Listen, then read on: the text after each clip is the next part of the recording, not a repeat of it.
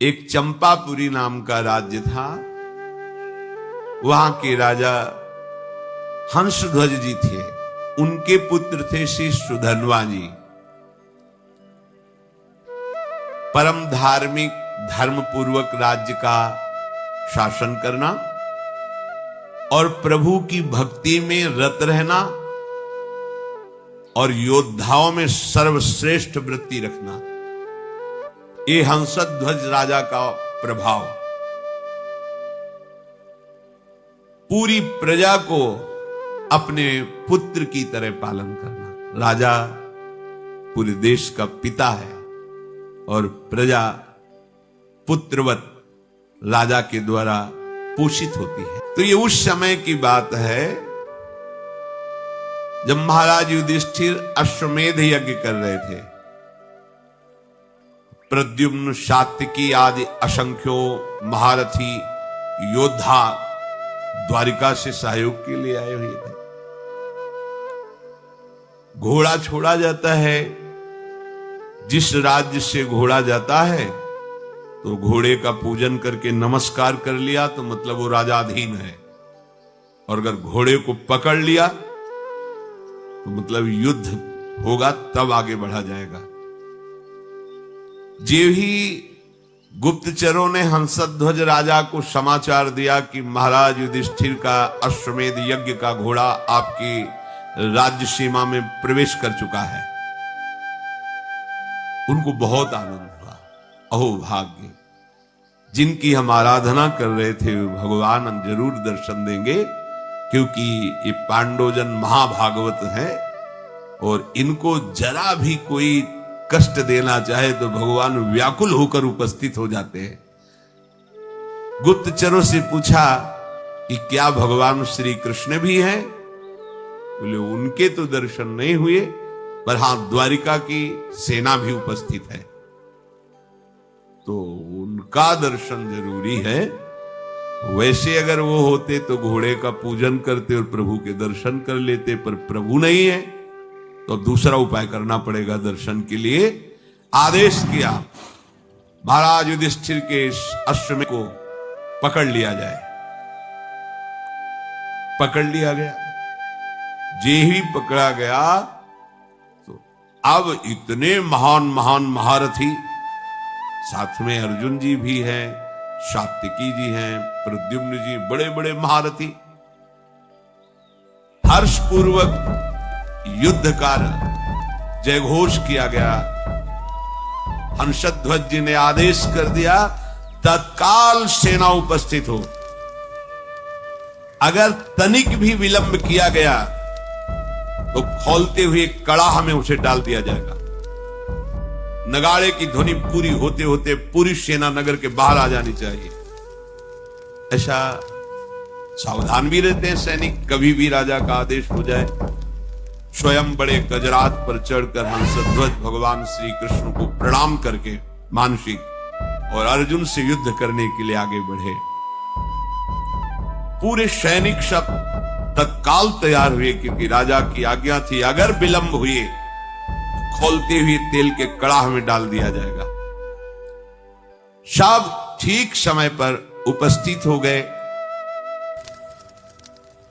वहां एक भयंकर अग्नि के उसमें बड़ा कड़ाह रख करके तेल खोलाया गया, कोई विलंब ना हो, अगर होगा तो डाल दिया जाए। जितने भी वीर योद्धा थे सब उपस्थित हो गए, लेकिन राजा के पुत्र जो सुधन्वा जी थे, ये बड़े भगवान के नाम जापक भक्त थे, हर समय नाम जप करते रहते थे। जे ही आज्ञा हुई अस्त्र शस्त्रों से सुसज्जित हुए। पहले तो माता जी के पास गए, उनको प्रणाम किया और कहा मां, आज हमारे जीवन का परम लाभ उपस्थित हुआ है, क्योंकि आज मुझे अर्जुन से युद्ध करना है। वो भगवान के परम प्रेमी भक्त हैं। आज युद्ध कौशल के द्वारा उनको मैं तृप्त करूंगा, और ऐसा तृप्त करूंगा, उनको ऐसे व्याकुल करूंगा कि उनके सारथी का हमारे ऊपर नजर पड़े और कृपा दृष्टि पड़े।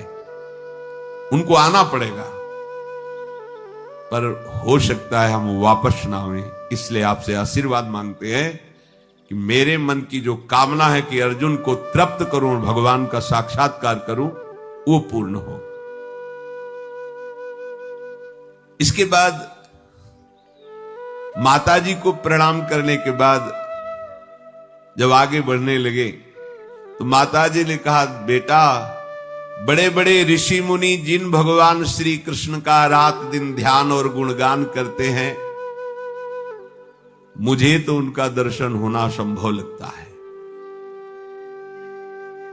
पर जब तुम अर्जुन को पीठ नहीं दिखाओगे तो जरूर उपस्थित होंगे, और जब तुम श्री कृष्ण का दर्शन कर लोगे तो मुझे श्री कृष्ण का धाम मिल जाएगा, क्योंकि शास्त्रों में लिखा है जो भगवत साक्षात्कार कर लेता है तो 21 पीढ़ियां भगवत धाम को जाती है। तो मैं तो नहीं देख पाऊंगी, पर भगवान के धाम को जाऊंगी, पर पीठ मत दिखाना। जाओ, हमारा आशीर्वाद है, विजयी हो। विजयी, तुम्हारे मन में जो कामना है उसकी पूर्ति हो। सुधनवा जी भी निकले तो उनकी बहन जी आई, तिलक लगाया, आरती की, विजय की कामना की। आगे बढ़े तो अभी कुछ ही समय पहले ब्याह हुआ था। प्रभावती नाम की पातिव्रत धर्म से युक्त पत्नी थी। मुस्कुराती हुई सामने आई और सुधनवा की पूजा की और कहा, स्वामी, मुझे पता है आज आप कहां जा रहे हो, महाबली महारथी अर्जुन से युद्ध करने। मैं जानती हूं कि जहां तुम जा रहे हो वहां से वापस आना असंभव है, जानती हूं, पर इतनी तो कृपा कर दो कि आपको जलांजलि देने वाला कोई होना चाहिए। अभी कुछ ही समय पहले ब्याह हुआ था। सुधनवा ने कहा, तुम धैर्य रखो, श्री कृष्ण के बल से मैं अर्जुन को परास्त करके शीघ्र ही वापस आऊंगा। प्रभावती ने कहा, नाथ, आज तक हमने ऐसा नहीं सुना कि जो श्री कृष्ण से मिलने के लिए गए हों फिर वापस लौटे। शास्त्र प्रमाण है, बड़ी गूढ़ बात कही। जो श्री कृष्ण से मिलने गए हों और वापस लौटे हों, ऐसा आज तक प्रमाण नहीं मिला। तो वापस लौटने की तो हम आशा ही नहीं रखेंगी। बस हमारी एक कामना है कि आपको जलांजलि देने वाला कोई होना चाहिए। तो शास्त्र सम्मत बात थी। वहां कड़ाह में तेल खोल रहा है, सब आ चुके, लेकिन राजकुमार नहीं आए। राजा को बहुत कष्ट हुआ कि सब आज्ञा के पालन में और सुधनवा मेरी आज्ञा का उल्लंघन कर रहा है, क्योंकि अब वो जलांजलि देने के लिए पुत्र की कामना से युक्त होकर के अपनी पत्नी की भाव को पूर्ण किया। उनको तो पता नहीं, तो जल्लादों को तुरंत भेजा, सुधनवा को पकड़कर लाया जाए, खोलते कड़ाह में डाल दिया जाए। राजा क्या बड़ी विचित्र होती है। वो अपराधी साबित हो गए हैं, क्योंकि विलंब हो गया, राज आज्ञा का उल्लंघन किया। जे ही राजा की आज्ञा हुई, वो जल्लाद प्रकृति के सैनिक तत्काल गए और सुधनवा स्नान आदि करके पवित्र होकर बाहर निकल रहे थे। तुरंत सुधनवा से कहा कि महाराज का आदेश है, आपको बंदी बना लिया जाए और कड़ाह में डाल दिया जाए, क्योंकि आप विलंब हुए हैं। उनका एक बार पिताजी के सामने तो पहुंचने दीजिए। गए, पिता को प्रणाम किया। हंसध्वज ने कहा, हमारी आज्ञा का उल्लंघन का जो निर्णय किया गया है वही इनके साथ बर्ताव किया जाए। जो शंख और लिखित नाम के आचार्य थे, उनके हर राजा के पास आचार्य कोटि के महापुरुष की सलाह मिलती थी। जैसे परम ज्ञानी जनक जी हैं, पर सदानंद जी विराजमान है। चक्रवर्ती सम्राट महाराज दशरथ तो वशिष्ठ जी विराजमान है। देवराज इंद्र तो बृहस्पति जी विराजमान। पहले ऐसा होता था कि सम्राटों के ऊपर, राजाओं के ऊपर महाराज विराजमान होते थे और कोई भी समस्या का समाधान उन्हीं से लिया जाता है।